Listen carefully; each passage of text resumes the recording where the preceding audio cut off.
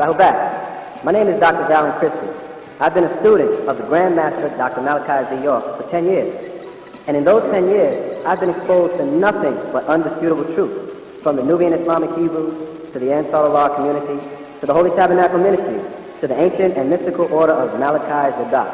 I've been through all the schools of higher learning. And now, I'd like to introduce the man of our time, the Grand Master, Dr. Malachi Z. York.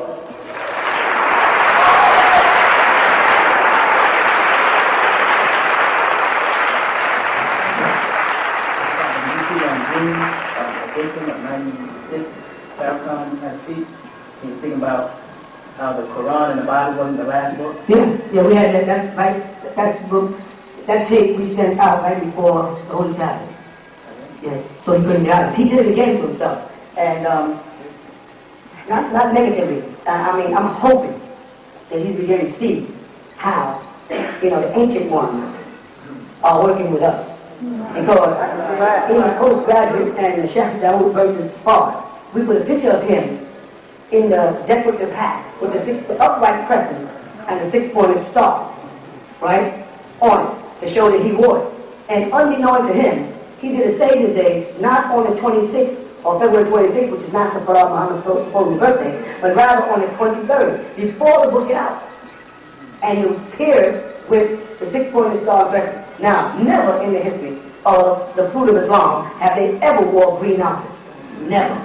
Their color is blue, according to the teachers of Al-Mullah. He talked about the blue uniform, but he corrected, because at one point he spoke about the sky being blue and being an illusion. But he said, but the I and FOI wear blue suits, and he left it. And you can read that in the book, the two books we put out in Theology of God. It's in there. But never, there's no green in their color.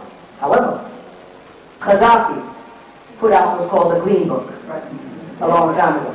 Saudi Arabia's flag is green. You know what I'm saying? And of course, Nebi Khidr, or El Khidr, or Meli Sadak as it's called, also is known as the Green Book. Farrakhan had on a suit, the same as the suit I had on when I came here, with the gold buttons and the makeup, the whole bit. Now the main thing is, we all haven't heard it, I think you should get it. Because if you really listen to what he's saying, and I think got it to me yesterday, right? Your voice to me, and I listened to it last night. If you really listen to what he's saying, he said, and I repeat, and it's for him and his father, this is going on there, he said that Allah was created in triple darkness. There ain't nothing to worry about. That's better. He said, when you're outside at night, that's not darkness, that's the shadow. Literally, no two ways about it. He said, that's an illusion, that's not real, that's the shadow. The real darkness is inside the womb where people are conceived. You follow that? He said on that tape, if you're looking for a devil, stop looking outside there. You black people go look in a mirror, and then you'll see the devil. That's not a direct statement of black devil. There it is. I ain't finished. You get the tape you hear. He also says on that tape, at that lecture, he says that it's Muslims and Islam, and he says they might not want to be called Mohammedism, but they are Mohammedism. You follow? And he says Muslims, Christians, and Jews, give up those names, because that's what's dividing and destroying us. He said religion is destroying us. He said the real religion of God is obedience. That's our doctrine. And that all of y'all are God. And then he proceeded to say, is it not written in the law? I said,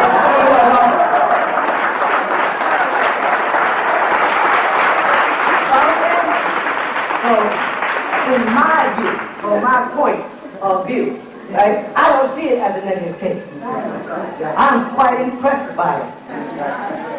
And everything he talked about on that tape, up until when he gets to his wanting you to worship some kind of God, and I'll touch on that too. I'm fine with everything else. He got my back in 360 on it. As far as Reverend Chavez, or what's his name? Coming over, it was after money embezzlement and after female harassment charges in the Christian church. So it's not an impressive move. If someone came over to me carrying that with them, I wouldn't put them on the podium that way. Therefore, I investigate the realities of it. So, Tyler becoming, joining the Nation of Islam doesn't make them look good. If you would have did that with a clean track record, a fire and brimstone preacher, they would have something, to applaud about. But he just came out of an unsettled case of female harassment as a minister and money loss, I think $230,000. If that was me, that'd be all over the place. Right. If I'm going to say so, that don't impress me the least. You know what I'm saying? Mainly about the lecture is don't buy the hype. That was all hype. All the screaming and the yelling was hype. Because when you shave away all the hype and all that synthetic support, you get right back down to he said nothing that I didn't say before him. That I didn't say. Malcolm didn't say. Your father, Noble Ali didn't say. He had nothing new to say. And that's the test of the time. We're in a new day and time, so in a new day and time, have something new to say. You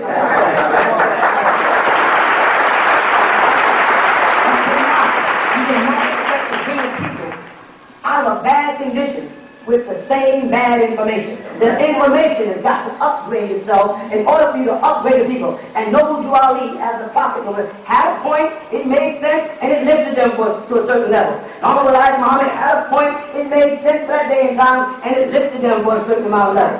You know what I'm saying? Even Clarence 37, you got it now, don't you? 37, he had it and he lifted them up. But now what? We'll still talk the same stuff? So, and it's obvious, because he says that there's no racism, it ain't about people's color, it's about, he said, our doctrine. Right. He even said, get away from that God thing. And when he started explaining God, and I like to comment if you go and get the tape, he didn't talk about Farad at all on Farad's birthday.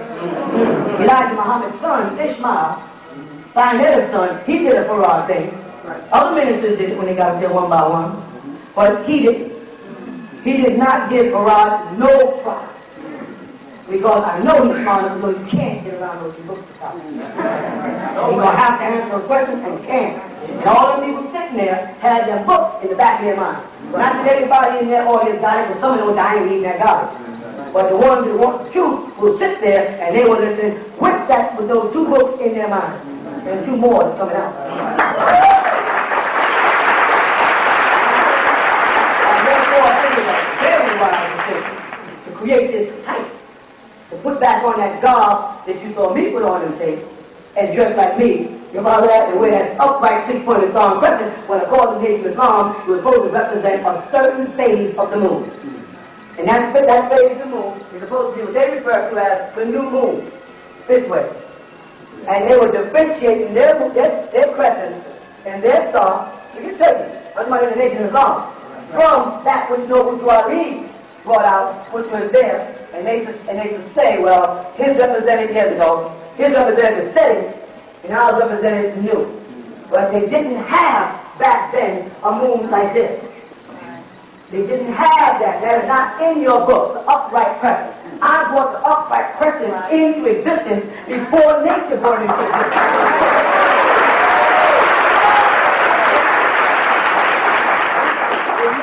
Even saw an upright crescent until after 1970. There's no book, not in your school book, nowhere have they ever saw that. Now, every month there's room for the new upright crescent. Because this is now. And now is then. You understand why now is talking about now is then? Now is then. But when you say then, it could be then behind you, then and forward, or then the moment. And that's the stuff that's past, and this is the stuff that we have past here. Right. You know what I'm saying? That's the day we have. So there's no reason for Minister Louis Farrakhan to wear an upright crescent that the Honorable Elijah Muhammad never wore. And then say you follow the Honorable Elijah Muhammad. If you follow the Honorable Elijah Muhammad, then you walk in his steps. And you do what he does. And you dress the way he dressed. And you shave your mustache or shave it off or trim it up to be like him. If you follow him, because you see him like the so-called Sunnah as the best example.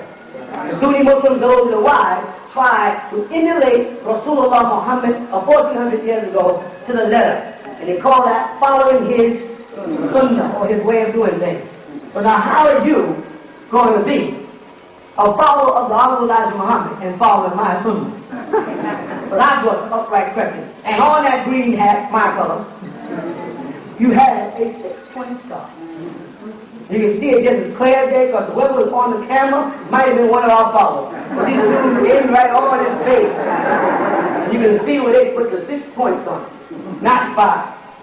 That is not the symbol on your book. That is not the symbol on your in the lesson. That is not your national, not your flag, not your pendant. That is known as our symbol. And everybody knows. You know why they know it? Because they never saw what they refer to as a Jewish star and a Muslim crescent. They never saw it before. The high-ranking Freemasons saw it, and they would approach you on the street and ask you, do you know what that means? Right, right. And you say, you? And walk on about your business, but they and no one else ever introduced the 6-pointed star and upright crescent to Nubians until 1970 when I presented it to the world as a sign of the ever-living, the true and living God. And they look in the books and they look like and say, this is a symbol of the true and living. Now leave the God out. Because I wasn't taking the position until the time was right. And when I say true and living God, I mean, like the brother said, you can walk up to your God and talk to him. You walk up to him and I got a question for you, God. They can't do it. They can't walk up to Quran, they can't walk up to Clarence, they can't walk up to none of them. You understand? And if I move on to the next life, then another God steps in place. No such thing like nobody's coming after me because I'm so great, nobody can succeed me. That's not how it works with us. When one Pharaoh steps down, another Pharaoh comes in. That's all God means is Pharaoh. But when we make the declaration that we're God, what upsets you fools is you keep on taking our definition all the way from the Ansar of our community. I would tell y'all, stop judging my religion by your religion. Stop judging my interpretation by yours. You stop reading into our book and think you know what we're talking about, fool, instead of just asking me. We say, God, we ain't talking about your God. Your God is, I said, it's a whim.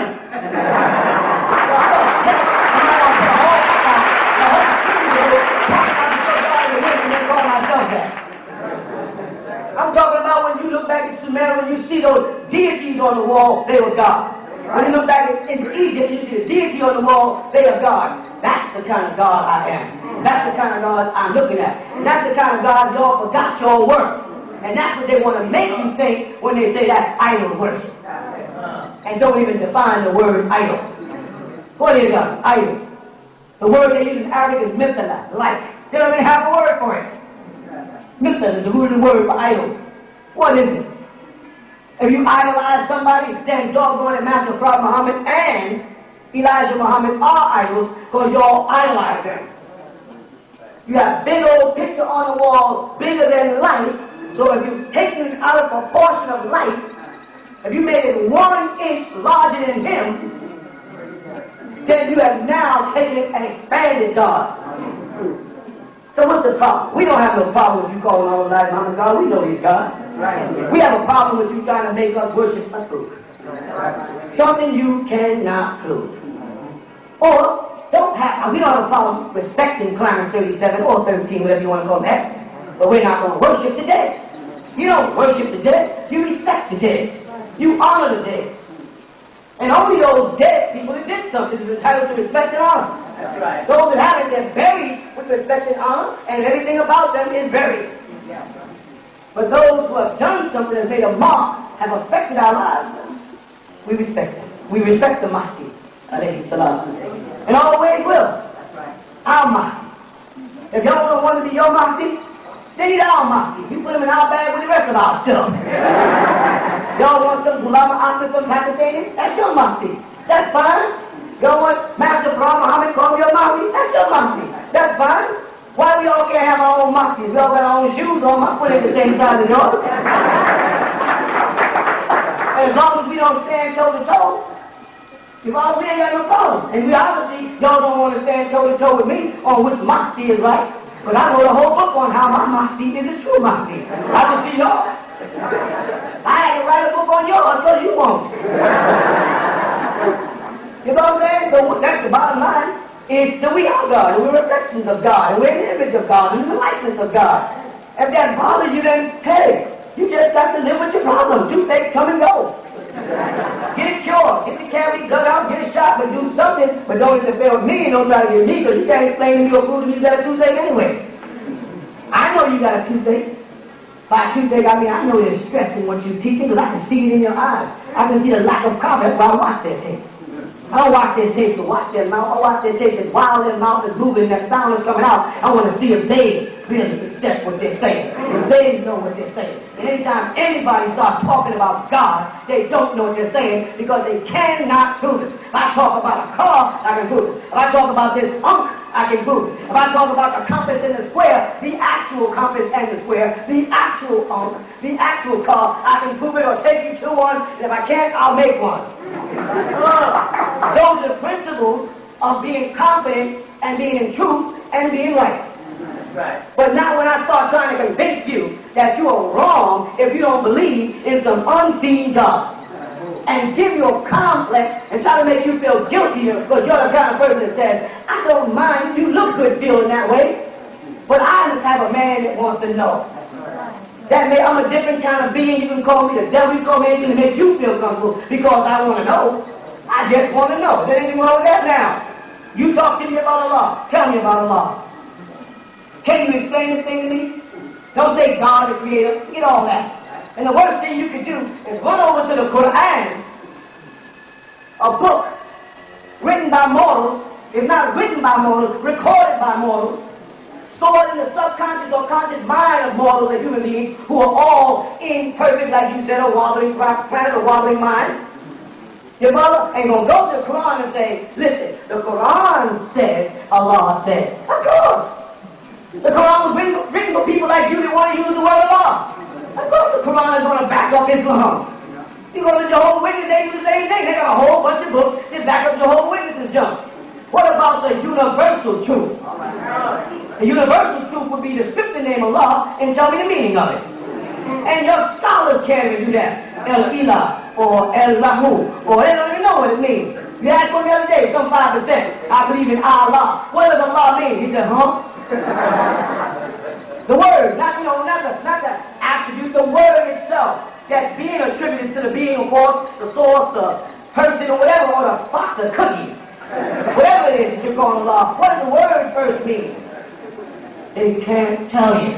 Muslims are listening to Allah and say, what does Allah mean? The God. What happens if the Germans never created the word God or good? Then what would you say it means? The Dutch, the French, the Dios, the Spanish?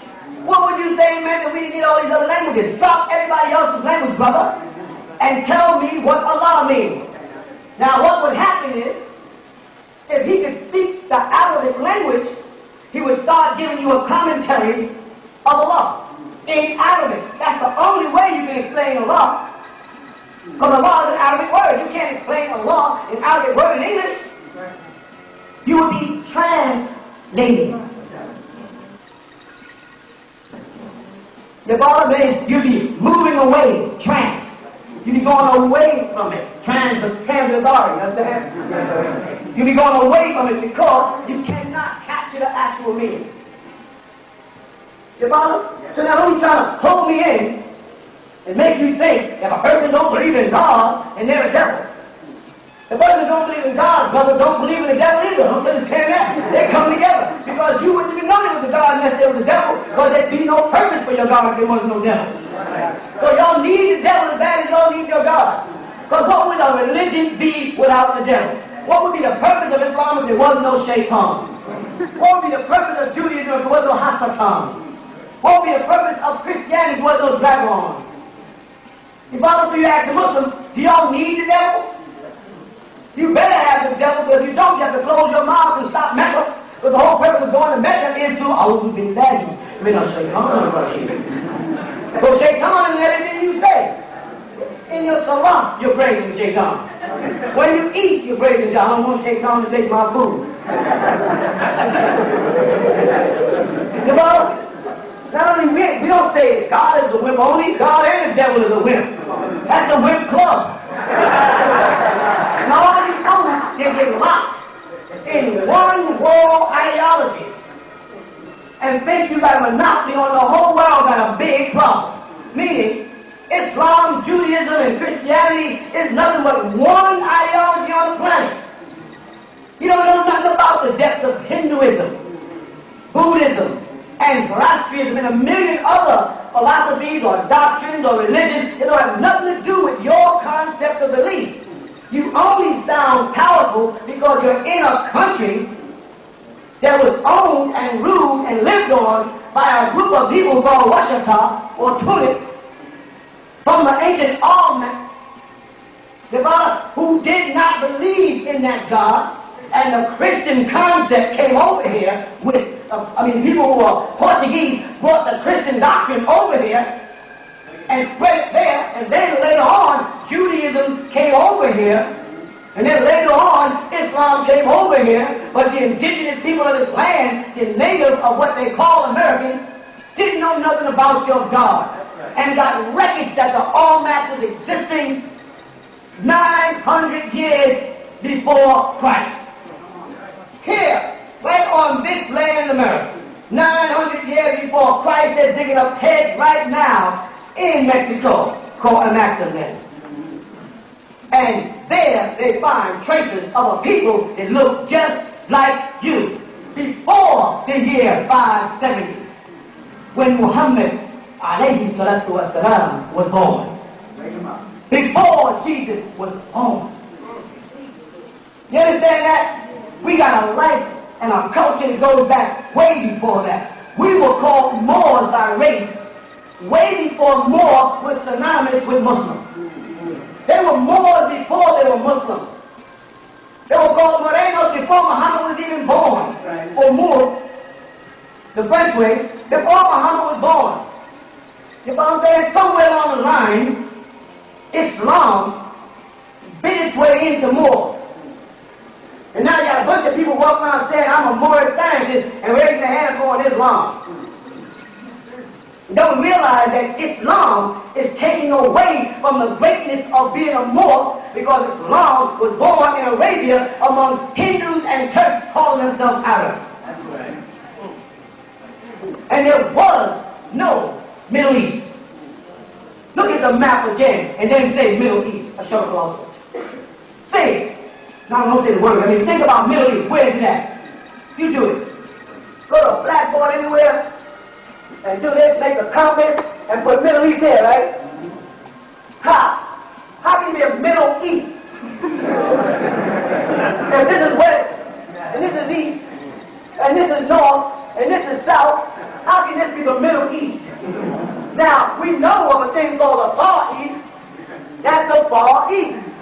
This would be the far west. This would be the far north. And this would be as far south as you can go. As far west as you can go. As far east. But there's no such thing as a Middle East. There's no such thing as an Arab with natural roots. You will not trace Arab to natural roots. You'll trace the people back to a man called Joktan, which will go back to Hebrew. But you will not find Arab as a race. The word automobile means automobile. And the word with Arab means to roam about, to move. You know what I'm saying? They don't exist. There was no such thing as Saudi Arabia. That oil over there is ours. Our land extends from California to where? The Persian Gulf. There was no split. There was no Red or Reed Sea. That's a natural threat.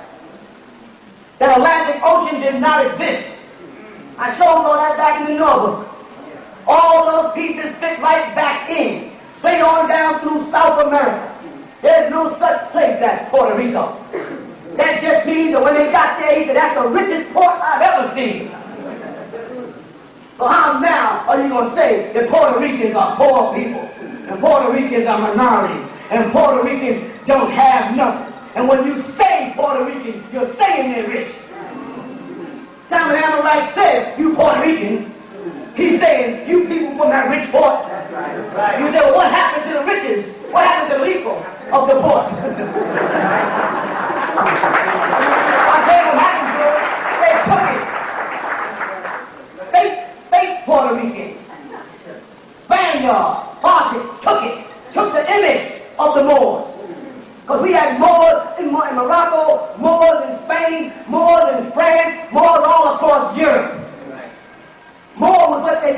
by race. That ain't nothing to do with being Nubian.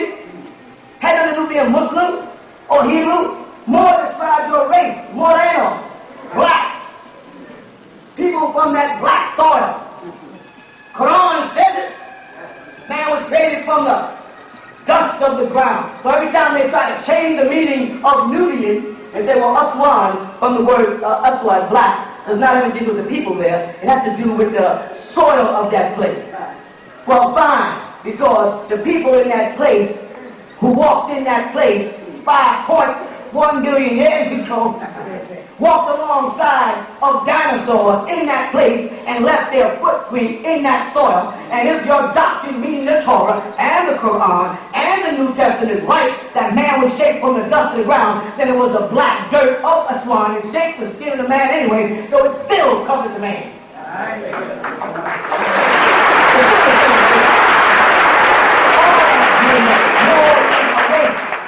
You are more.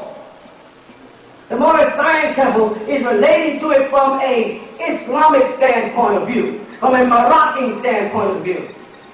Bringing out a Moroccan flag, not a Moorish flag. You with me? The Moroccan flag is red with a green star of Solomon. The sacred seal of Solomon came into Morocco by way of France. That's where the word Moor, M-O-O-R, comes from. That's the French way, Moor. You don't know what they were called in their language. Because if I walk up to you and you're from the Moorish Science Temple of America, whatever nicknames you didn't add on and change into, which is your prerogative, and ask you to speak the language you spoke when you was a Almac, or speak the language you spoke when you was a Washita, or speak the language you spoke as a Tunip, you can't. And Arabic is not that old. Arabic goes back again into biblical languages. Arabic again goes back into Genesis 10. And we know that that is 2 verses away, or 2 chapters away from the Imai Elish. Genesis 1, 2, 3, 4, 5, 6, and 7 give you the Imai Elish, and then what they call the most eloquent writing, the Gilgamesh epics, which covers the Noah's flood, which is from the Vishnu. And then you got it on 7, 8, 9, 10, and then you start talking about Hebrew, Arabic, Aramic, Akkadian, and then you got to get into 11, you start talking about Chaldean, and not once will mention Arabic. But Arabic is a dialect of Ashuric. You know? So y'all got to get that back too. But that's a Jewish star on there. The 6-pointed star ain't no Jewish star. Someone lied to y'all. And you lied to yourself. Because you told me that David was a Muslim. You said Dawood in the Quran was a... So now Dawood is a Muslim. When you saw a brother from Ansar Allah with a 6-pointed star and crescent on his hat, and that star is known as what? Morgan? The Star of David. And why would you tell an Ansar, why are you wearing a Jewish star? That was a confession that David was not a Muslim. Plus, nowhere in the books of the Old Testament does David ever refer to himself as a Muslim. Now you say, well, Abraham named you Muslim. That's Quranic again. That came up between the years 610 and 631, because Muhammad died in 632. You cannot go to a new book and tell me about old things unless you tell me this book is an old book being retranslated. But you're not saying that about the Quran. You're saying it's a final revelation, something revealed for the first time, when 99% of it is obviously not the first time here. Everything from prayer, walking, talking, eating, and sacrificing, and circumcision, and everything else was taken out of the Torah. But because you claim that it wasn't, and that this is a revelation to Muhammad from cover to cover, and you put yourself in a bad way.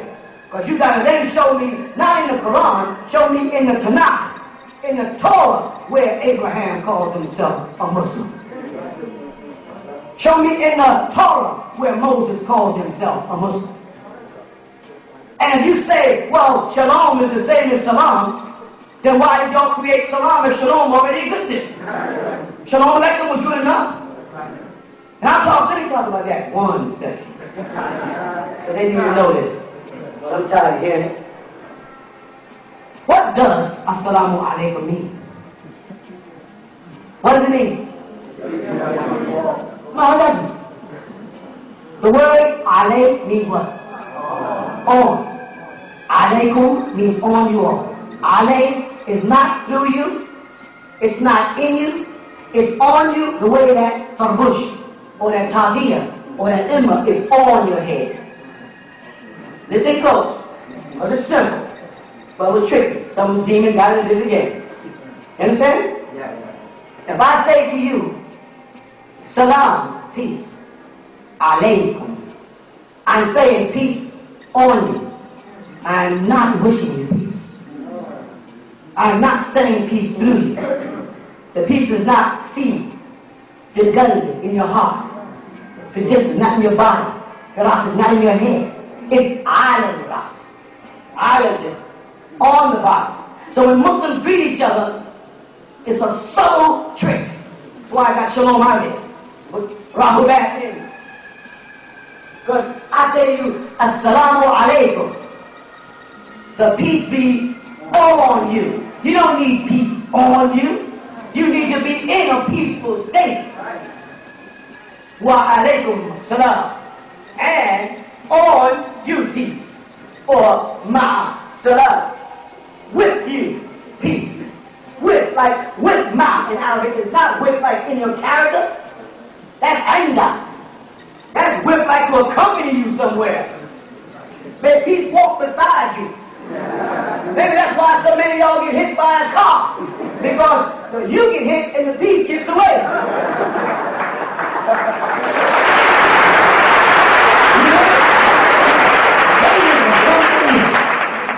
From the renewal.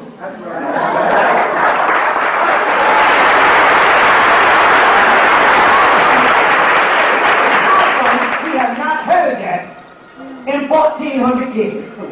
How come nobody in all Islam has stood up and said, you know, Assalamu alaikum does not really mean anything. It's to help you. It just means peace be on you, on top of you. Like I put a glass on a Tarabiza table. I put a book on a desk out of Mexico. Is that real? And I put the print on the book, it would only be on the cover.